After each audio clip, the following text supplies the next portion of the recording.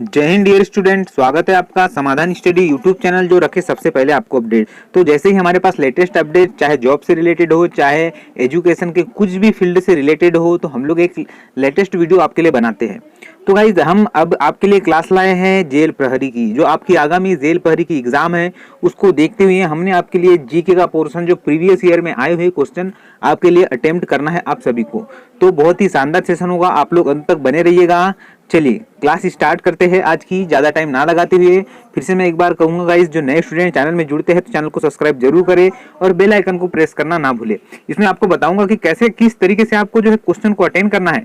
जो आपको 20 नंबर का जीके का पोर्शन आएगा तो बता दूं गाइस, इसमें जीके किस तरीके से पूछा जाएगा और करंट अफेयर किस तरीके से पूछा जाएगा। तो गाइस देखिए, आप मेनली जो है जीके पर फोकस ना करें, आप लोग जो है मेनली करंट पर फोकस करें और करंट से रिलेटेड ही जीके पढ़े। जैसे कि अभी हमने देखा, जो कल हमने किया था जेल प्रहरी का प्रीवियस ईयर का पेपर, उसमें मैंने आपको समझाया था कि देखिए करंट अफेयर कैसे पूछे जाते हैं। अभी वहां पूछा था आपको, जो 21 जून को योग दिवस मनाते हैं उसकी थीम पूछ लिया था। तो आपको देखो 21 दिसंबर 21 जून जो है आपको पता ही है, और उसकी जो थीम है यह करंट अफेयर का क्वेश्चन था। तो इस तरीके से जीके और करंट अफेयर दोनों रिलेटेड पूछा जाता है। मोस्टली आप लोग एमपी का जीके याद कीजिएगा, और गाइस एक दो क्वेश्चन तो बाहर के अटेम्प्ट आते ही हैं, और उसके साथ करंट अफेयर जो है ऑल इंडिया और ऑल इंडिया का आप लोग याद कीजिएगा। चलिए अब मैं आपको टॉपिक के ऊपर लेके चलूंगा, जो हम आपका जनरल नॉलेज वाला टॉपिक हम आज क्लियर करेंगे। चलिए क्वेश्चन है आपके लिए, केंद्रीय मानव संसाधन विकास मंत्रालय ने घोषणा की है कि भारत की दो सबसे लोकप्रिय प्रतियोगी परीक्षाएं संयुक्त प्रवेश परीक्षा जेई और राष्ट्रीय योग्यता और प्रवेश परीक्षा नीट निम्न द्वारा आयोजित की जाएगी।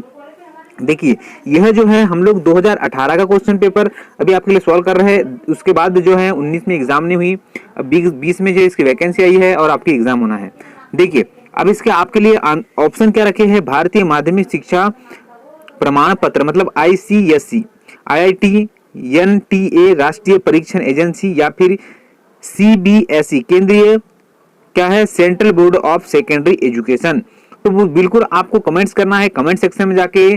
और गाइज आपको सेशन पसंद आए तो एक लाइक जरूर कीजिएगा। चलिए इसका राइट आंसर करते हैं, जान लेते हैं हम लोग क्या हुआ इसका राइट आंसर।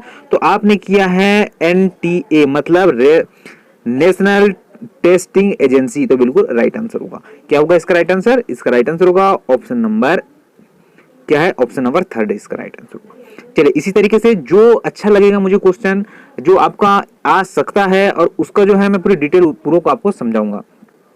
चलिए अगले बढ़ते हैं। ये देखिए क्वेश्चन जो है एमपी का नहीं है, ऑल ओवर इंडिया का क्वेश्चन है। देखिए तुमकुर जिले के सूखा प्रभावित पावागढ़ क्षेत्र में 2 मेगावाट की कुल क्षमता वाले प्रथम चरण शक्ति स्थल सौर पार्क का उद्घाटन हुआ, जो किस राज्य में स्थित है। करंट अफेयर का क्वेश्चन है गाइस, क्या है करंट अफेयर का क्वेश्चन, उड़ीसा, आंध्र प्रदेश, कर्नाटक और तेलंगाना। चलिए बिल्कुल आपका राइट आंसर आना चाहिए। तो आपने किया है कर्नाटक, तो बिल्कुल सही प्रयास किया है। क्या किया आपने? कर्नाटक किया है। और कर्नाटक की राजधानी आपको पता ही होगी गाइज, आप लोग जो कॉम्पिटेटिव एग्जाम की तैयारी करते हैं तो जो है इसके जो सीएम होते हैं, गवर्नर होते हैं, और इसकी राजधानी, यह तो आप लोग याद करना ही है आपको। जो आपकी एग्जाम की तैयारी करते हैं तो ये नॉर्मल है, यह क्वेश्चन आपको याद रखना है।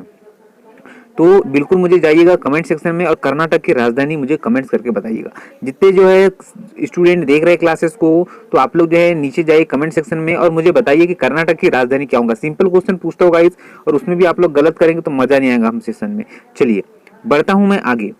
चलिए नेक्स्ट क्वेश्चन की ओर बढ़ते हैं। नेक्स्ट क्वेश्चन है आपके लिए, निम्नलिखित में से कौन सा मध्य प्रदेश के तीसरे मुख्यमंत्री थे। देखिए मैंने कहा था आपको, जो आपको जीके का पोर्शन याद करना है वह ओनली एमपी का याद करना है। देखिए एमपी का क्वेश्चन है, पूछा गया है निम्नलिखित में से मध्य प्रदेश के तीसरे मुख्यमंत्री थे श्री कैलाश नाथ काटजू, श्री भगवंत राय मंडलोई, पंडित द्वारका प्रसाद मिश्रा, या फिर पंडित रविशंकर शुक्ल। बिल्कुल तीसरा जो है क्वेश्चन आपके लिए लग चुका है। कमेंट सेक्शन में जाइए कमेंट्स कीजिए। तो इसका राइट आंसर होगा ऑप्शन नंबर फर्स्ट इसका राइट आंसर होगा। राइट आंसर होगा श्री कैलाश नाथ काटजू, जो तीसरे नंबर के मुख्यमंत्री थे मध्य प्रदेश के। ठीक है गाइस, चलिए अगला बढ़ते हैं अगले क्वेश्चन की ओर। अगला क्वेश्चन है आपके लिए, घूमर किस भारतीय राज्य का पारंपरिक सामाजिक लोक नृत्य है? देखिए, आपने सुना होगा, आपको यह क्वेश्चन बहुत जो है इजी भी लग रहा होगा। जो सॉन्ग सुनते हैं, जो मूवी देखते हैं, तो उन्हें पता है जो एक घूमर घूमर सॉन्ग आया था, तो वह जो है मूवी थी रणवीर सिंह की, तो उसमें एक घूमर घूमर सॉन्ग था। तो यह जो है राजस्थान का सामाजिक लोक नृत्य है, तो इसे आप लोग लगा सकते हैं। बिल्कुल इजी क्वेश्चन था। जिसकी राजधानी क्या है? राजस्थान की राजधानी है दिसपुर, यह आपको याद रखना है। गुजरात की गांधीनगर, असम दिसपुर, पंजाब चंडीगढ़, इस तरीके से आपको राजधानी भी इनकी याद रखना है। चलिए बढ़ते हैं हम लोग अगले क्वेश्चन की ओर। अगला क्वेश्चन है आपके लिए, निम्नलिखित में से किस संस्था द्वारा जागो ग्राहक जागो जागरूकता अभियान चलाया गया? सेबी के द्वारा, या फिर नाफेड के द्वारा, या फिर खाद्य और कृषि संगठन द्वारा, वायदा बाजार आयोग? चलिए, फॉरवर्ड मार्केट कमीशन। बिल्कुल जाइएगा कमेंट सेक्शन में, जागो ग्राहक जागो एडवर्टाइज। आप लोग जो है टीवी भी देखते थे अपने घरों में, तो जो है एक एडवर्टाइज आता था, जागो ग्राहक जागो। तो वह जो एडवर्टाइज जो चलाया था, वह किसने चलाया था, इसमें आपको बताना है। देखिए, आप जो है टीवी भी देखते तो गाइस कुछ सीखिए, उनसे जीके बनता है। चलिए अब मैं बताऊंगा इसका right answer, forward market commission. इसका जो राइट आंसर है ऑप्शन नंबर 4 किया है, तो बिल्कुल आपका राइट आंसर होगा ऑप्शन नंबर 4। चलिए बढ़ते हैं हम लोग इसी तरीके से जो स्लो स्लो ही पढ़ेंगे ताकि आपको समझ में भी पूरा आ सके। चलिए, प्रथम भारतीय सामान्य चुनावों को वर्ष खालिस्तान में आयोजित किया गया था? 1992, 1952 से 53, 1951 से 52, 50 से 51, 1950 से 52। चलिए कमेंट सेक्शन में जाइएगा, कमेंट्स कीजिएगा। तो इसका राइट आंसर हम बता देते हैं आपको। इनका राइट आंसर जो किया है 1951 से 1952, ऑप्शन नंबर 2 इसका राइट आंसर होगा। जो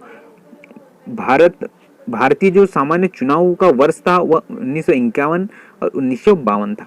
चलिए, यह कॉन्स्टिट्यूशन का क्वेश्चन है, बिल्कुल आपका 1 नंबर बनता है इसमें, आपको पता होगा। तो चलिए अगला क्वेश्चन की ओर बढ़ते हैं हम लोग। अगला क्वेश्चन है आपके लिए, मध्य प्रदेश में सिरोंज शहर भूकंपीय क्षेत्र वर्गीकरण के खालिस्तान के अंतर्गत आता है? क्षेत्र फर्स्ट, क्षेत्र 5, क्षेत्र 2 और क्षेत्र 3।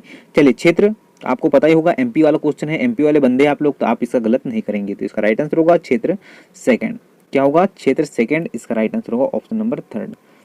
चलिए, एमपी वाले बंदे एमपी के क्वेश्चन नहीं गलत करेंगे। चलिए, आशा करते हैं कि आप लोग जो है सभी सही लगा के आएंगे और अच्छे मार्क्स भी लाएंगे। चलिए, क्वेश्चन है आपके लिए, जैन साधु तरुण सागर का जन्म मध्य प्रदेश के खालिस्तान जिले में हुआ था? देवास, मुरैना, दमोह, आगरमालवा। तो जो जैन साधु तरुण सागर थे, उनका जन्म हुआ था दमोह में। कहाँ हुआ था? दमोह में हुआ था। इसे विशेष रूप से याद रखिएगा।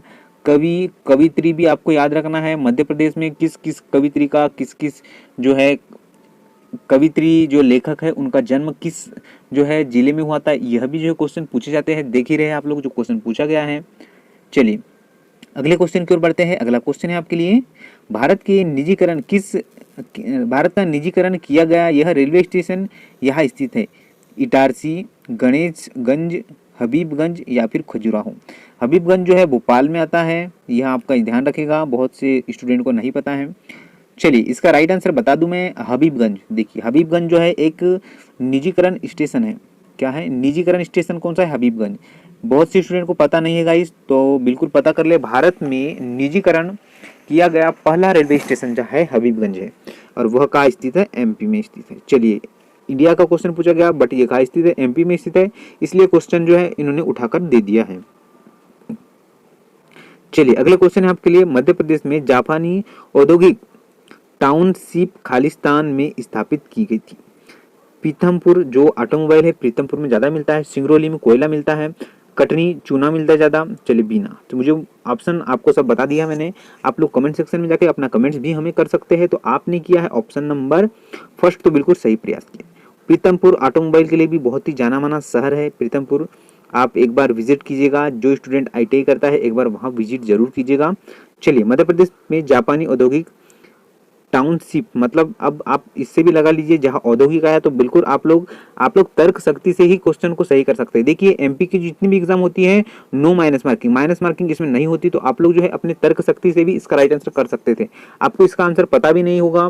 देखिए, मध्य प्रदेश में जापानी औद्योगिक आया, मतलब औद्योगिक, देखिए औद्योगिक आया, इसका मतलब जो है कोयले से तो हो नहीं सकता, कटनी चूने से तो हो नहीं सकता, बीना से तो हो नहीं सकता, मतलब जो ऑटोमोबाइल है जहाँ प्रीतमपुर है तो वही इसका आंसर हो सकता है। चलिए इस तरीके से आपका माइंड शार्पनेस से चलना चाहिए गाइस एग्जाम हॉल में। चलिए कितनी राष्ट्रीय वार्षिक योजनाएं अब तक प्रस्तावित की गई है? 7, 5, 4, 6। चलिए बिल्कुल कमेंट सेक्शन में जाके हमें कमेंट्स कीजिएगा। तो आपने किया है 6 तो सही प्रयास। क्या होगा? चौथा होगा इसका राइट आंसर। जो अभी तक जो योजना है प्रस्तावित की गई 6 गई। जो पंचवर्षीय योजना थी वह जो है 51 से स्टार्ट की गई थी, आपको पता ही होगा। और जो है अभी 12वीं पंचवर्षीय योजना चल रही थी, उसका अभी नीति आयोग द्वारा फैसला कुछ किया नहीं गया है। और यह महामारी तो आपको पता ही है चल रही है, और आप लोग अपने घर पे ही रह के अच्छे से तैयारी कीजिएगा, क्योंकि जो है एग्ज़ाम बिल्कुल आपकी होना तय ही है। नवंबर इन्होंने दिया है, तो नवंबर से दिसंबर हो सकता है, बट एग्ज़ाम श्योरली है हो ही जाएंगी। मध्य प्रदेश के किस जिले में नौरादेही अभयारण्य स्थित है? बघेलखंड, ग्वालियर, सागर या रीवा। अभयारण्य से भी आपको याद करना है गाइस, अभयारण्य पूछे जाते हैं। जो मुझे ऐसा लगेगा आपको कि बताना चाहिए, मैं आपके लिए बेइंतहा तरीके से मैं आपको बताऊंगा। अभयारण्य आपको याद करना है, राष्ट्रीय अनुसंधान भी आपको याद करना है, ये सभी पूछे जाने वाले हैं गाइस। तो यह जो है नौरा देवी अभयारण्य है, सागर में स्थित है। कहाँ स्थित है? सागर में। हरिशंकर गौर विश्वविद्यालय जो है सागर में ही फर्स्ट 1946 में जो बना था, तो वह भी सागर में स्थित है। चलिए यह भी आप लोग याद रखिएगा।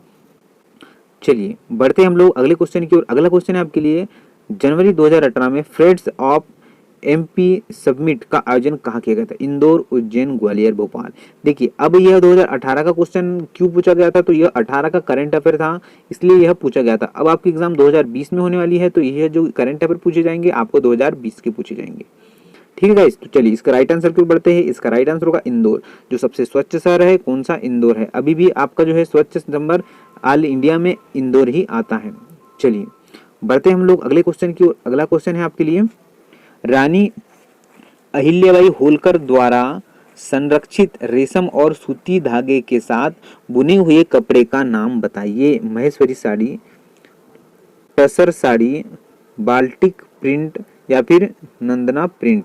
तो चलिए मुझे कमेंट्स करके बताइएगा। इस तो आपने किया है महेश्वरी साड़ी, तो सही प्रयास किया है। क्या होगा? Maheshwari sari, option number first बिल्कुल राइट आंसर है। चलिए अब बढ़ते हैं हम लोग अगले क्वेश्चन की ओर। अगला क्वेश्चन है आपके लिए, चलिए स्लो ही चलेंगे गाइस, बिल्कुल आप लोग भटकिएगा नहीं कहीं। एक लय और एक दिशा अपना टारगेट बना लीजिए कि आपको इसी राह पर चलना है, तभी आपको अपने गोल तक पहुंच जाएंगे आप लोग। मध्य प्रदेश में 2018 के वार्षिक शासकीय स्वच्छ सर्वेक्षण सर्वे में दूसरे स्थान पर रहने वाले शहर का नाम बताइए। तो देखिए गाइस, यह क्वेश्चन कल ही आया था और देखिए इन्होंने क्वेश्चन को रिपीट कर दिया। तो जो क्वेश्चन आपके होते हैं, जो पेपर आपके होते हैं, तो उन्हें एक बार आप लोग देख लीजिएगा। तो इसका राइट आंसर तो आपको पता ही है, मैंने कल ही बता चुका है, भोपाल इसका राइट आंसर है। चलिए बढ़ते हैं हम लोग अगले क्वेश्चन की ओर। अगला क्वेश्चन है, पंडित शिव कुमार शर्मा किस शास्त्रीय संगीत मतलब शास्त्रीय वाद्य यंत्र से संबंधित है? तो देखिए वाद्य यंत्र और जो नृत्य की है उन्हें भी आपको याद करना है। आपको एक मैं ट्रिक के माध्यम से कैसे इन्हें याद करना है वह भी बताऊंगा आगे चल के।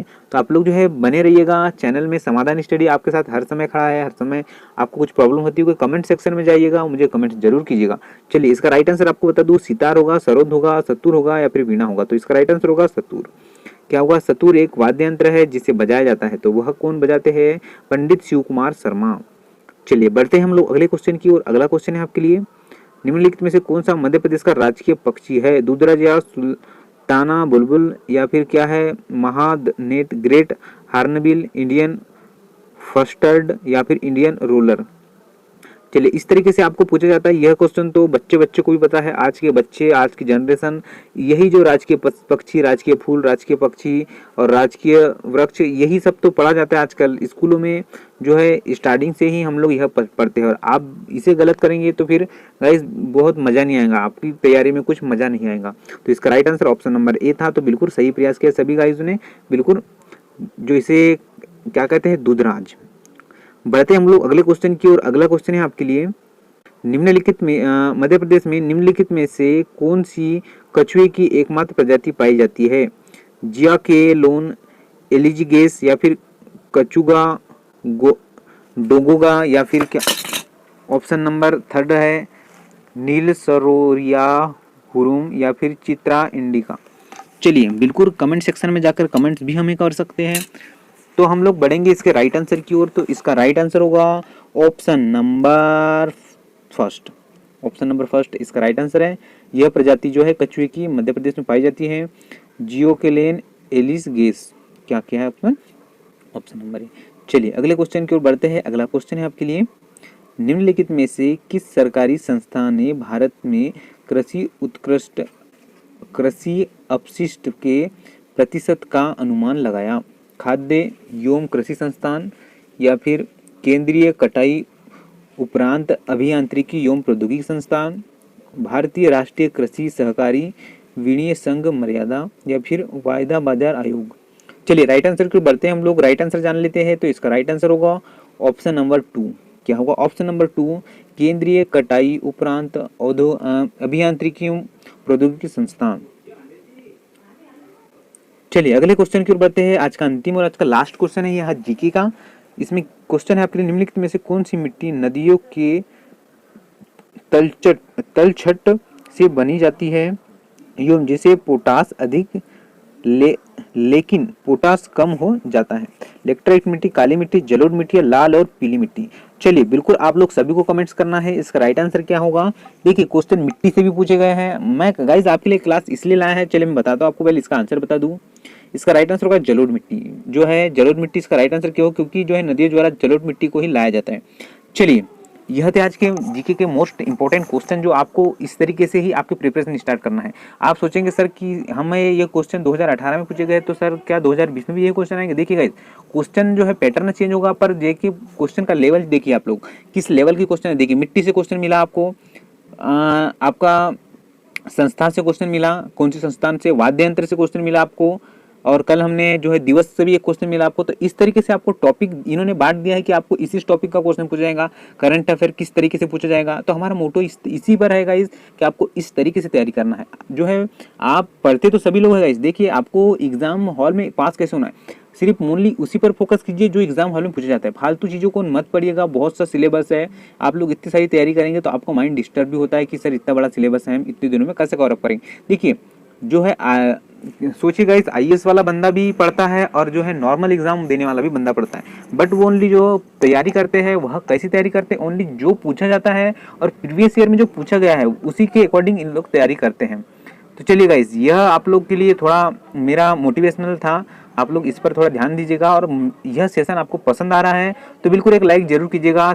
तो चलिए इसी के साथ मैं आज का यह सेशन समाप्त करूंगा। मिलूंगा फिर से ऐसे ही अच्छे अच्छे क्वेश्चनों के साथ, अच्छी अच्छी इन्फॉर्मेशन के साथ आपके लिए। तब तक के लिए जय हिंद, जय भारत।